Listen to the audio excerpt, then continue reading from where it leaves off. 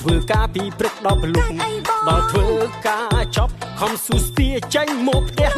តែទូរស័ព្ទប្រូទេចង់អាជាថាអត់ឲ្យទៅផ្ទះភ្លាមមកភ្លាមថាផឹកជាមួយមេ